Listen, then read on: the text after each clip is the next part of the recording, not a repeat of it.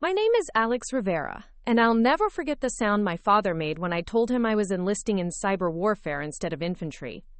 It wasn't anger. It wasn't disappointment. It was this hollow laugh that echoed through our kitchen in Cedar Falls, Texas, like he'd just heard the world's cruelest joke. Colonel Michael Rivera, my father, had spent 26 years in combat zones, earned 2 Purple Hearts, and commanded respect from every soldier who'd ever served under him. When he looked at me that morning, standing in my fresh Army uniform with the Cyber Command insignia barely visible on my sleeve, he shook his head slowly and said 5 words that would haunt me for the next 8 years. "You're not a real soldier." Before we jump back in, tell us where you're tuning in from, and if this story touches you, make sure you're subscribed, because tomorrow, I've saved something extra special for you. The Rivera family had been bleeding Army green for 3 generations. My grandfather, Staff Sergeant Carlos Rivera, stormed the beaches of Normandy with the 82nd Airborne. My father followed in those boot prints, leading infantry units through the dusty streets of Baghdad and the mountainous terrain of Afghanistan. My older brother Daniel embodied everything our family stood for: 6'2", broad shoulders, a Purple Heart earned in Kandahar, and the kind of quiet intensity that made other soldiers instinctively follow his lead.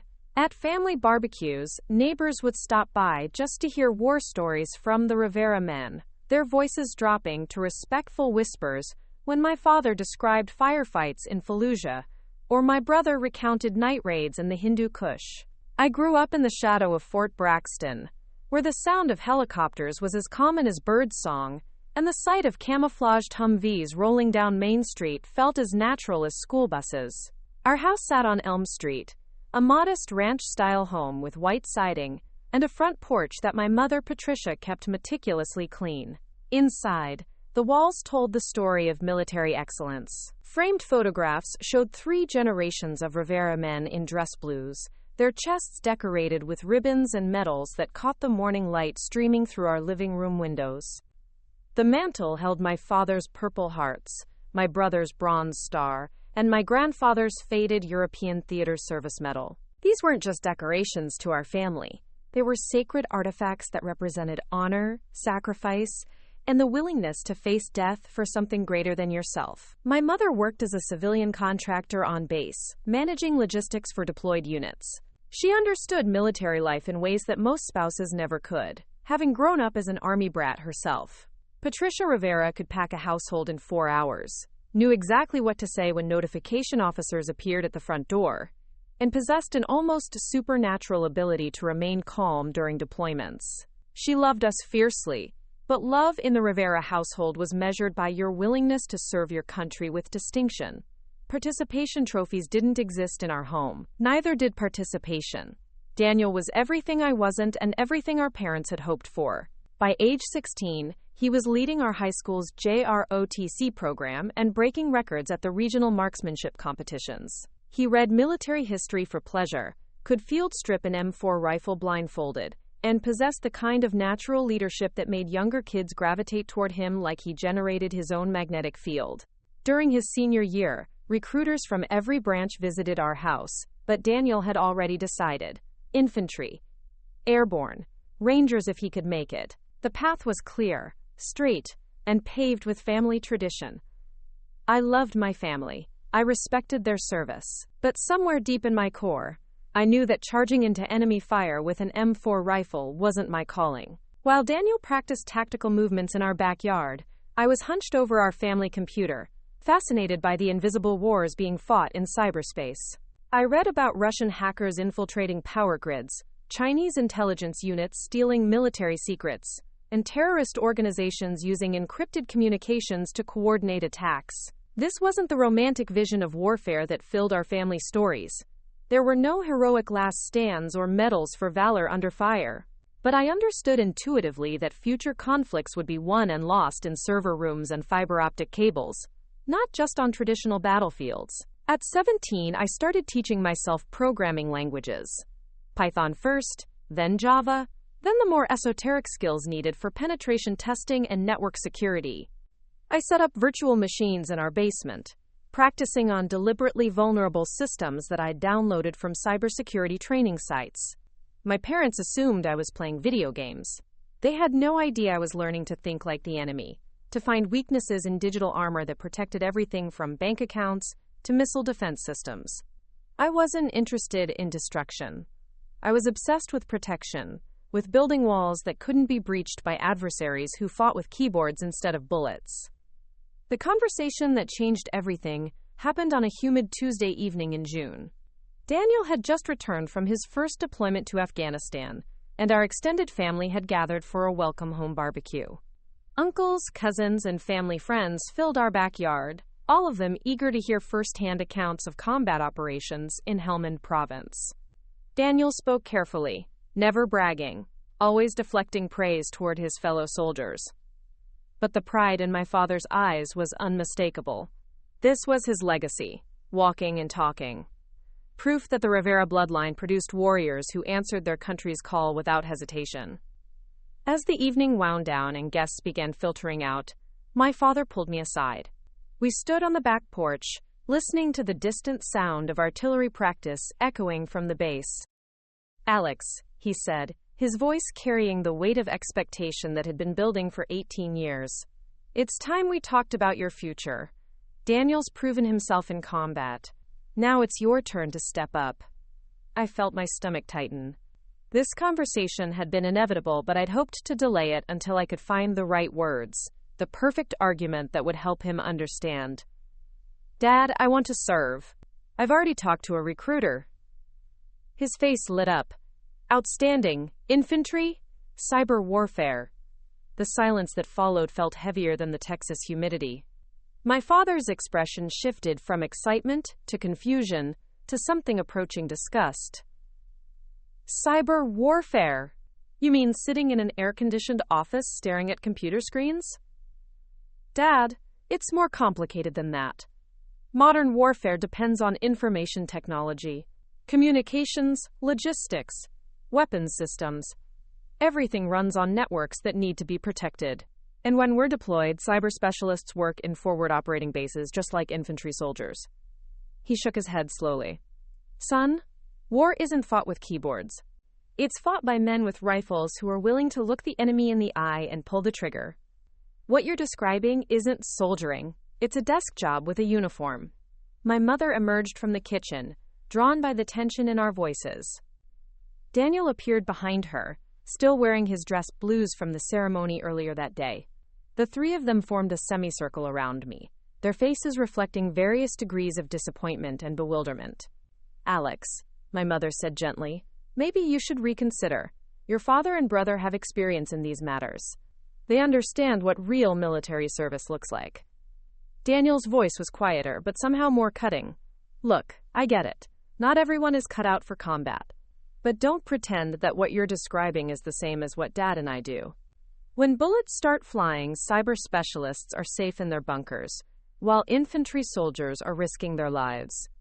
That night, I lay awake, staring at the ceiling, listening to the sound of my family's disappointment settling over our house like dust after a sandstorm. For 18 years, I'd been the odd piece in a puzzle that only had room for warriors. I couldn't change who I was, but I also couldn't ignore the calling that felt as real and urgent as anything my father had experienced in Baghdad. 3 days later, I walked into the Army Recruitment Center on base and signed my enlistment papers. Military Occupational Specialty 35N, Signals Collector/Analyst. My recruiter, Staff Sergeant Martinez, explained that I'd received training in digital forensics, network security, and intelligence analysis. The program would take me to Fort Gordon, Georgia, then potentially to forward operating bases where cyber specialists supported combat operations. When I came home that evening and placed the papers on our kitchen table, my father read them twice before looking up at me. "Signals analyst," he said flatly. "You enlisted to be a spy." "I enlisted to serve my country, Dad, just not the way you expected." He stood up from the table, his chair scraping against the linoleum floor. "Alex, I've spent my entire adult life bleeding for this country. I've carried wounded soldiers to safety, made decisions that kept good men alive, and earned the respect of everyone I've ever served with. What you're doing isn't service. It's hiding behind a computer while real soldiers do the fighting." My mother reached across the table and touched my hand. Sweetheart, it's not too late to change your mind. Talk to the recruiter about switching to infantry. Your father could make some calls. I pulled my hand away gently. Mom, this is what I'm good at. This is how I can contribute. Daniel, who had been silent throughout the conversation, finally spoke. Contribute to what? Sitting in a secure facility while other people risk their lives? Alex, in Afghanistan, I led patrols through IED fields. I made split-second decisions that determined whether my soldiers came home alive. That's what military service means. What you're describing is a government job with better benefits. The words hit me like physical blows. These weren't strangers questioning my choices. They were the people who had shaped my understanding of honor, duty, and sacrifice. To hear them dismiss my path so completely felt like being erased from the family narrative before I'd even begun writing my own chapter. Over the following weeks, the distance between us grew wider. My father stopped including me in conversations about military life. My mother answered my questions about basic training with polite but detached responses. Daniel, when he was home on leave, spoke to me like I was a civilian. Friendly enough, but without the easy camaraderie that existed between soldiers who understood each other's experiences. The morning I left for Fort Gordon, my family gathered on the front porch to see me off. My father shook my hand with the formal courtesy he might show a neighbor's son. My mother hugged me tightly but didn't cry. Tears were reserved for sons who were heading into real danger. Daniel clasped my shoulder and said, "Stay safe, brother." But his eyes held a distance that hadn't existed before. As I drove away from Cedar Falls, watching my childhood home shrink in the rearview mirror, I carried with me the weight of their disappointment and the growing certainty that I was about to embark on a journey that would either vindicate my choices or confirm their worst fears about my character. Basic training at Fort Benning was everything I'd expected and nothing I was prepared for. The physical demands pushed my body beyond limits I didn't know existed. The psychological pressure stripped away every soft edge of civilian life, rebuilding us as soldiers who could function under stress that would paralyze ordinary people. I wasn't the strongest recruit in my platoon, nor the fastest, but I possessed something that many of my fellow trainees lacked: absolute certainty that I belonged there. During the endless hours of drill, weapon maintenance, and field exercises, I thought constantly about my family's words. Was I taking the easy path? Was cyber warfare really just a comfortable desk job disguised as military service? The doubt crept into my mind during the darkest moments of training, when exhaustion and homesickness made every challenge feel insurmountable. But something happened during our final field training exercise that changed my perspective permanently. Our platoon was conducting a simulated nighttime raid when our communications system was compromised by opposing forces. In the real world, this scenario played out regularly. Enemy hackers infiltrating military networks, disrupting operations, and putting soldiers at risk. Our drill sergeants used the exercise to demonstrate how quickly a unit could become isolated and vulnerable when their digital lifelines were severed. Standing in that Georgia forest, surrounded by confused and disoriented soldiers who had lost contact with command, I realized that my father and brother were thinking about warfare in terms that belonged to the 20th century. Modern conflicts weren't just about bullets and bombs. They were fought simultaneously in physical and digital dimensions. A cyber attack that disabled communication systems was as lethal as an ambush, potentially more so because it could affect multiple units across vast distances. After graduating from basic training, I reported to Fort Gordon for advanced individual training in signals intelligence. Preparing and narrating this story took us a lot of time, so if you are enjoying it, subscribe to our channel. It means a lot to us. Now back to the story. The coursework was unlike anything I'd encountered in civilian education. We learned to think like digital archaeologists, piecing together fragments of intercepted communications to reveal enemy intentions and capabilities. We studied the psychology of hackers, the architecture of foreign intelligence networks, and the delicate art of gathering information without revealing our own presence. My instructors were unlike any teachers I'd known. Master Sergeant Helen Torres, our primary instructor, had served 3 deployments in Iraq and Afghanistan as a signals specialist. She spoke quietly but commanded absolute attention, her lectures peppered with real-world examples that made abstract concepts viscerally real. During one memorable class, she described how signals intelligence had prevented a coordinated attack on a forward operating base, saving the lives of over 200 soldiers.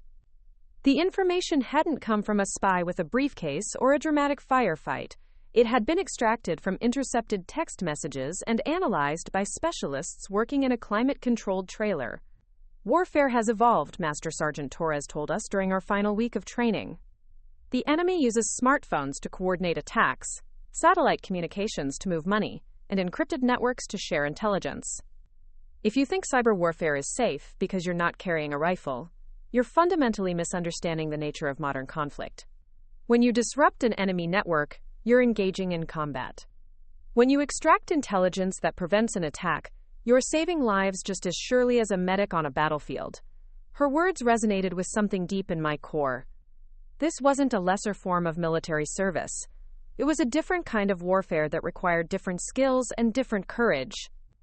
The fear of making a mistake that could cost soldiers their lives was just as real for a cyber specialist as it was for an infantry officer. The only difference was that our battles were fought in the invisible realm of data streams and network protocols. Upon graduation, I received orders to report to Forward Operating Base Viper in Afghanistan. The irony wasn't lost on me. I was heading to the same region where my brother had earned his Purple Heart, but I would be fighting a different kind of war entirely. When I called home to share the news, my father's response was predictably lukewarm. "Afghanistan," he said, his voice carrying none of the pride I'd hoped to hear. "Well, at least you'll get a deployment patch. Try not to spend your entire tour in an air-conditioned trailer." My mother was more supportive, but her encouragement felt hollow. "Just stay safe, sweetheart, and remember, this is temporary. When you get back, you can always cross-train into a different field." Daniel was deployed himself, serving his second tour with a cavalry unit in Iraq. We exchanged emails occasionally, but his messages were filled with accounts of patrol operations and combat engagements that made my training exercises feel like video games. I began to wonder if my family was right.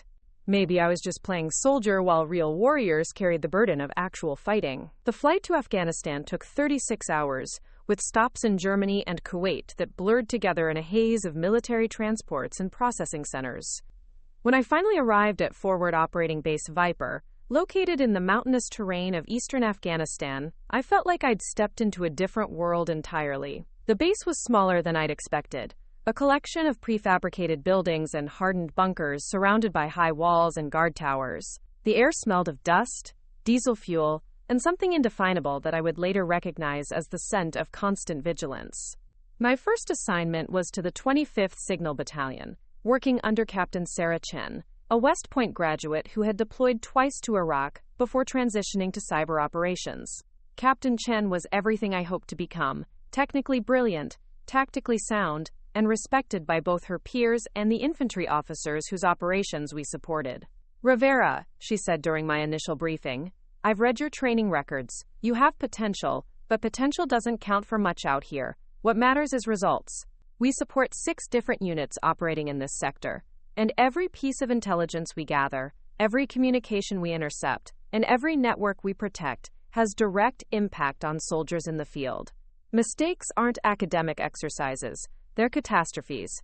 My workspace was a climate-controlled trailer filled with servers, monitors, and communication equipment that hummed constantly. Through the small windows, I could see the mountains that surrounded our base, their peaks disappearing into clouds that seemed close enough to touch. It wasn't the romantic vision of Afghanistan that filled war movies. It was a harsh, beautiful landscape that felt utterly foreign and strangely familiar at the same time. The work began immediately. Our primary mission was to monitor enemy communications, gather intelligence on planned attacks, and protect our own networks from infiltration attempts. The Taliban and other insurgent groups had adapted quickly to coalition countermeasures, developing sophisticated communication techniques that required constant evolution in our own methods. We were engaged in a digital chess match where the stakes were measured in American lives. My first significant contribution came during my 3rd week at FOB Viper. While analyzing intercepted communications, I noticed a pattern in the timing and routing of certain messages that suggested coordination between insurgent cells operating in different provinces. The pattern was subtle. Most analysts would have dismissed it as coincidental, but something about the mathematical precision of the intervals caught my attention. Working through the night, I mapped the communication patterns against known insurgent movements and previous attack timelines. What emerged was evidence of a planned coordinated assault on 3 different coalition bases, timed to occur simultaneously and designed to overwhelm our response capabilities. The attack was scheduled for the following Thursday, less than 4 days away. I brought my analysis to Captain Chen at 0400, my hands shaking slightly from exhaustion and caffeine. She reviewed my work with the methodical precision of a surgeon, asking pointed questions about my methodology and the confidence levels of my conclusions. After an hour of interrogation that felt like cross-examination, she picked up her secure phone and called the base commander. "Sir, we have credible intelligence of a coordinated attack planned for Thursday. I recommend immediate alert status for all units in the sector." The next 72 hours passed in a blur of heightened security, modified patrol schedules, and constant monitoring of enemy communications. On Thursday morning, insurgent forces launched attacks on all 3 predicted targets. But instead of achieving surprise, they encountered prepared defenses, pre-positioned reinforcements, and coordinated air support that turned their coordinated assault into a strategic disaster for their organization. The intelligence I'd provided didn't just prevent casualties. It led to the capture of several high-value targets and the disruption of an insurgent network that had been operating in the region for over 2 years. Captain Chen called me into her office the following morning, her expression unreadable. "Rivera," she said, "that was exceptional work. Your analysis potentially saved dozens of American lives and dealt a significant blow to enemy operations in this sector." For the first time since enlisting, I felt like a real soldier. Not because I'd carried a rifle into combat, but because I'd used my skills to protect my fellow Americans and disrupt enemy operations. The validation was intoxicating, but it was also temporary. When I called home to share the news, my family's response was disappointingly predictable. "That's nice, son," my father said, his voice polite but distant. "Just remember that intelligence work is only valuable if there are real soldiers willing to act on it."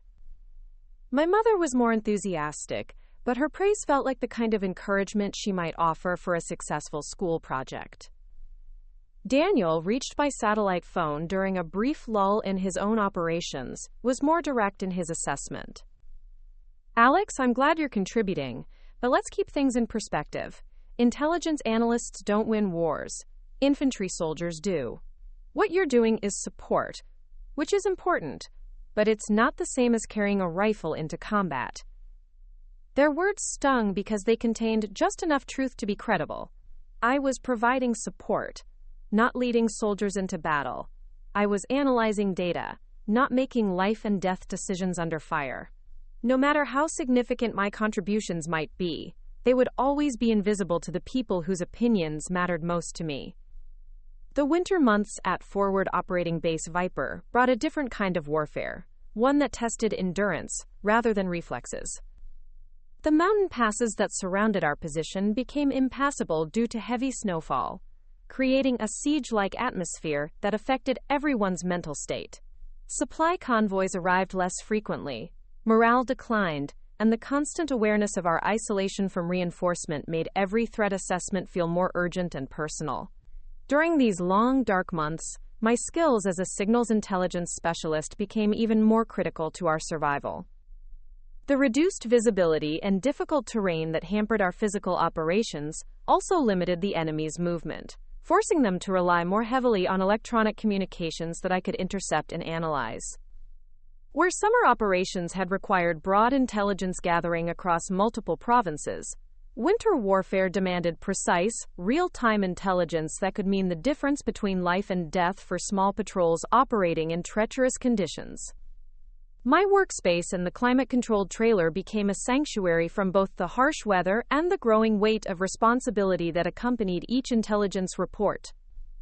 The servers hummed constantly, processing vast amounts of data that flowed through fiber optic cables buried beneath the frozen ground. Multiple monitors displayed real-time feeds of communication intercepts, network traffic analyses, and geographical mapping systems that allowed me to visualize the electronic battlefield in ways that traditional maps could never capture. The enemy had adapted to our previous successes by implementing more sophisticated encryption methods and communication protocols that required constant evolution in our analytical techniques.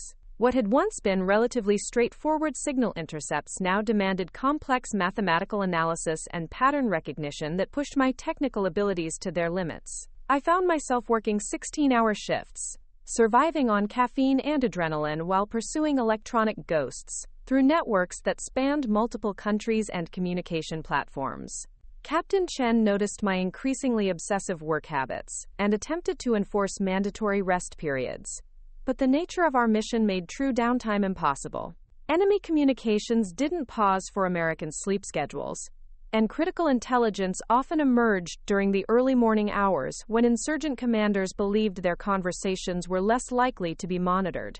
I developed an almost supernatural ability to function on minimal sleep, sustained by the knowledge that my vigilance directly translated into the safety of every soldier on our base. My technical abilities were growing rapidly under the pressure of constant operational demands, but the psychological toll was becoming increasingly apparent. The isolation from family support, combined with the invisible nature of my contributions, created a perfect storm of self-doubt and desperate ambition. I began taking risks that went far beyond Captain Chen's concerns about my volunteer activities with convoy operations and night raids. During the first week of December, while analyzing intercepted communications from a particularly active insurgent cell, I identified what appeared to be planning for a major attack on coalition forces during the upcoming holiday season.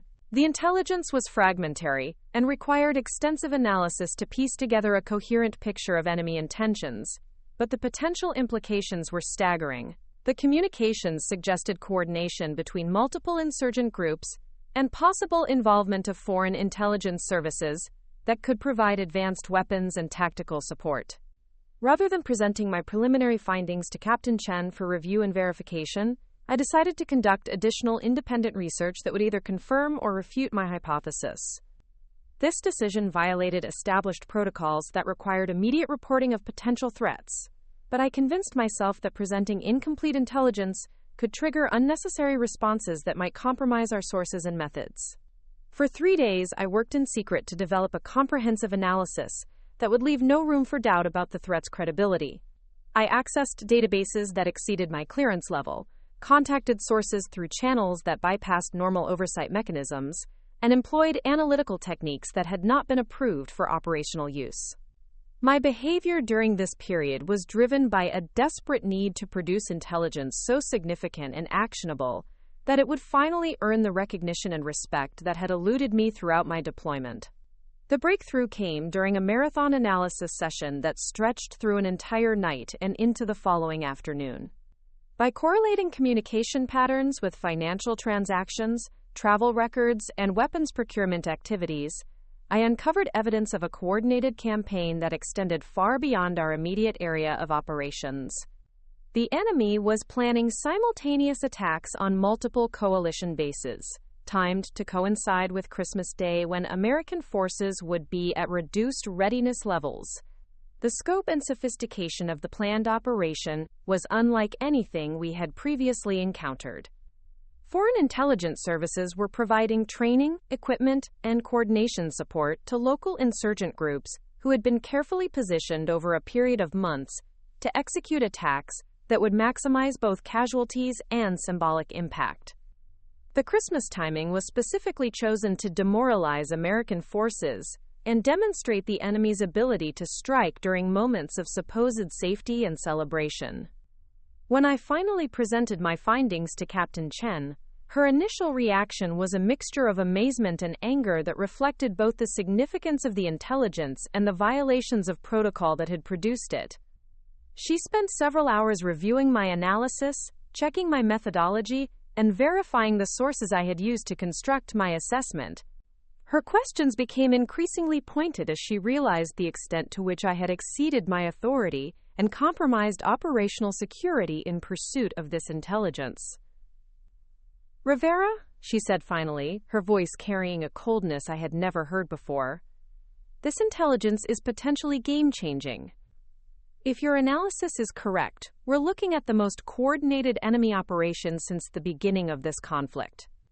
But your methods for obtaining this information were completely unacceptable. You accessed classified systems without authorization, contacted foreign intelligence sources without oversight, and failed to report critical findings for 3 days while you pursued personal validation. The accuracy of her assessment was undeniable, but the potential significance of the threat made questions of protocol seem secondary. Ma'am, the intelligence speaks for itself. If we can prevent these attacks, the methods I used to obtain the information become irrelevant. The methods never become irrelevant, Rivera. Military intelligence operates within strict boundaries, because violating those boundaries can compromise sources, endanger lives, and destroy relationships with allied services that took years to develop. You may have stumbled onto the intelligence coup of the decade, but you did it by behaving like a rogue agent rather than a professional soldier. Captain Chen's words struck at the heart of my growing identity crisis. I had convinced myself that exceptional results justified exceptional methods, but her reaction forced me to confront the reality that my behavior had been driven more by personal desperation than professional judgment. The need to prove myself worthy of my family's respect had led me to violate the very principles that made military service meaningful and effective. Despite her concerns about my methods, Captain Chen recognized the potential significance of the intelligence and immediately initiated the chain of command notifications that would bring this information to the attention of senior leadership. Within hours, our small trailer was filled with field-grade officers, intelligence specialists from higher headquarters, and secure communication equipment that allowed real-time coordination with units across Afghanistan and Iraq. The next 72 hours passed in a blur of briefings, operational planning, and intelligence verification that involved resources from multiple coalition countries and intelligence agencies. My analysis became the foundation for a massive counterintelligence operation that repositioned thousands of troops, modified security protocols at dozens of bases, and initiated preemptive strikes against enemy staging areas identified through my signal intercepts. As Christmas Day approached, coalition forces were prepared for the coordinated attack in ways that would have been impossible without the early warning provided by my intelligence analysis. The enemy's carefully planned surprise offensive encountered prepared defenses, pre-positioned reinforcements, and air support that turned their coordinated assault into a strategic disaster that effectively ended their operational capability in our sector. The success of the operation was absolute and overwhelming. Not only were the planned attacks prevented, but the enemy's entire network was dismantled through a combination of targeted strikes and mass arrests that eliminated their leadership structure and captured their weapons stockpiles. The intelligence I had developed led to the prevention of what could have been the deadliest single day for coalition forces since the beginning of the conflict. However, the personal cost of this success was higher than I had anticipated. My violation of protocols during the intelligence gathering process had been noted by every senior officer involved in the operation. While my analytical capabilities were praised, my judgment and adherence to military discipline were questioned in ways that would follow me for the remainder of my career. Captain Chen's evaluation of my performance reflected this duality, recognizing my exceptional technical abilities while documenting concerns about my willingness to operate outside established boundaries. The classified nature of the operation meant that news of my contribution never reached my family or the broader military community. Christmas Day passed quietly at Forward Operating Base Viper, with soldiers enjoying holiday meals and entertainment programs while remaining completely unaware that they had been targets of the most sophisticated enemy operation of the war. The successful prevention of the attack was so complete that it created no visible evidence of the threat that had been eliminated. When I called home on Christmas Day, using the limited satellite phone time allocated to each soldier, my family's conversation focused on Daniel's upcoming promotion to major and their plans for his next assignment to Fort Leavenworth.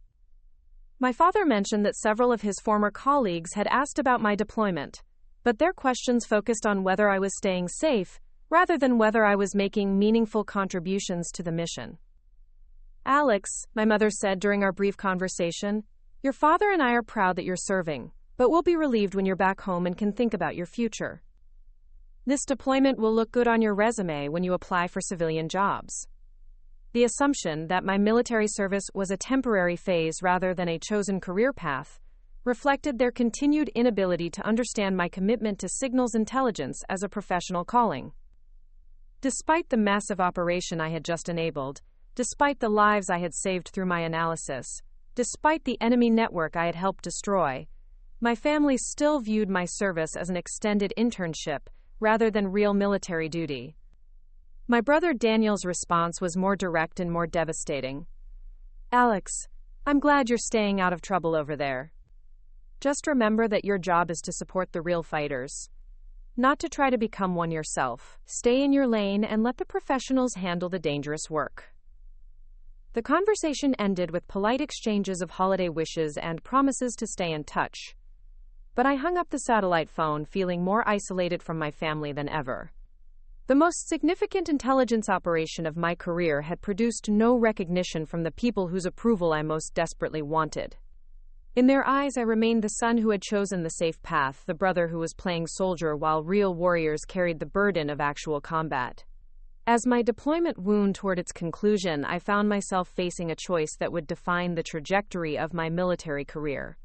The success of the Christmas operation had generated interest from specialized units that recruited signals intelligence specialists for high-risk, high-reward assignments.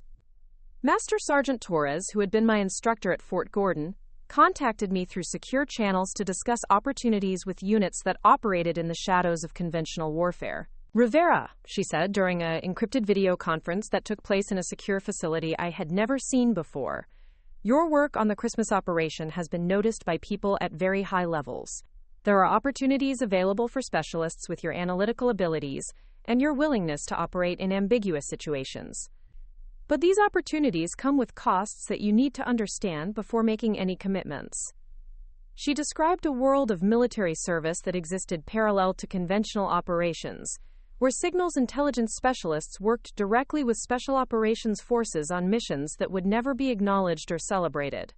The work would be more dangerous, more significant, and more invisible than anything I had experienced during my deployment to Afghanistan. Success would be measured in prevented catastrophes and eliminated threats that the public would never know existed. "The trade-off," Master Sergeant Torres explained, "is that your service becomes even more invisible to your family and friends. Your contributions become classified at levels that will keep them secret for decades. You become a ghost in the machine of national security, essential, but unrecognized." The offer represented everything I had hoped for and everything I feared. It was a chance to prove that cyber warfare specialists could operate at the highest levels of military effectiveness. But it would also ensure that my family would never understand or appreciate the significance of my contributions. I would be choosing a path that led further away from their recognition rather than toward it. I requested time to consider the opportunity, but the weight of the decision was already shaping my understanding of who I was becoming as a soldier and as a person. The Christmas operation had demonstrated that I possessed capabilities that could make a real difference in the invisible wars that determined the outcome of visible conflicts. But exercising those capabilities would require accepting permanent separation from the traditional measures of military success that my family valued and understood. My final weeks at Forward Operating Base Viper were spent completing the intelligence reports and operational summaries that would brief my replacement on the network patterns and threat indicators I had identified during my deployment. The enemy's operational capability in our sector had been effectively eliminated, but new threats were already emerging that would require constant vigilance and analysis by the next generation of signals intelligence specialists. Captain Chen's final evaluation of my performance reflected the complexity of my contributions and my methods. She recommended me for advanced training and increased responsibilities while noting concerns about my tendency to operate independently and take unauthorized risks.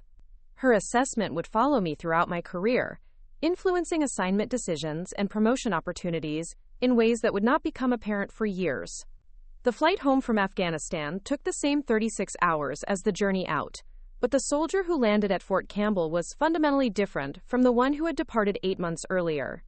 I had proven to myself that signals intelligence could be as critical to military success as any traditional combat role, but I had also learned that this proof would remain forever invisible to the people whose approval I most wanted. The welcome home ceremony was smaller and more subdued than the celebrations that had marked Daniel's return from his deployments. My parents attended, along with a handful of extended family members and neighbors who wanted to show support for my service. But the conversations were polite rather than enthusiastic, focused on my plans for readjustment to civilian life rather than my experiences in combat operations. When someone asked what I had done during my deployment, I gave the standard response that had been drilled into every intelligence specialist. I supported communications and information operations for combat units. The classified nature of my actual work made detailed explanations impossible, and the generic description reinforced the perception that my service had been primarily administrative rather than operational. My father's response to my return was cordial but distant, as if he were welcoming home a neighbor's son rather than his own. He asked about my health, my living arrangements, and my plans for the future, but showed no curiosity about my experiences or the work I had performed. My mother was more attentive, but her questions revealed assumptions about my deployment that were completely disconnected from reality.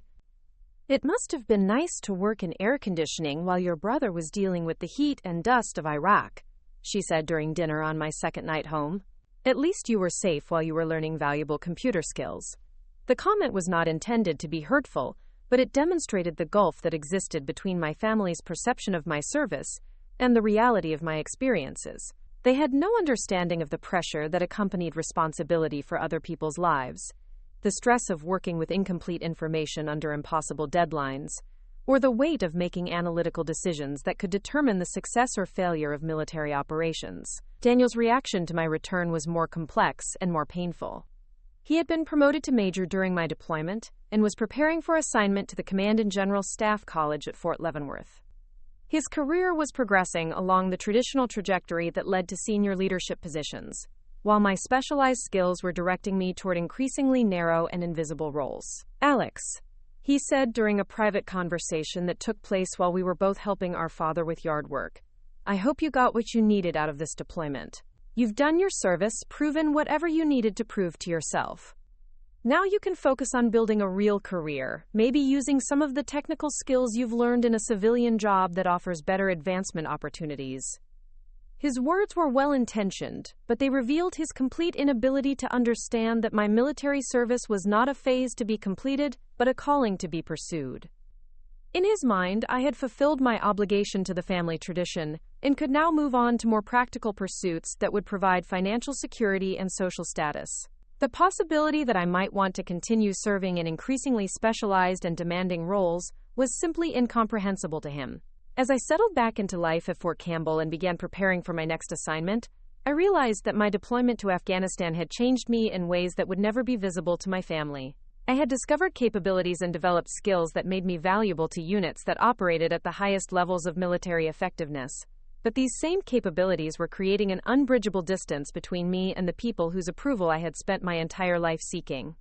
The choice that Master Sergeant Torres had presented was becoming clearer and more urgent with each conversation I had with my family. I could continue pursuing recognition and approval by seeking assignments that would be more visible and comprehensible to them, or I could embrace the invisible war that matched my abilities and offered opportunities to make contributions that could prevent conflicts rather than simply respond to them. The answer to that choice would determine not only the trajectory of my military career, but also the person I would become and the family relationships I would be able to maintain. The Christmas operation had proven that I could excel in the shadow world of signals intelligence, but it had also demonstrated that excellence in that world would never translate into the kind of recognition that my family understood or valued. Up next, you've got 2 more standout stories right on your screen. If this one hit the mark, you won't want to pass these up. Just click and check them out.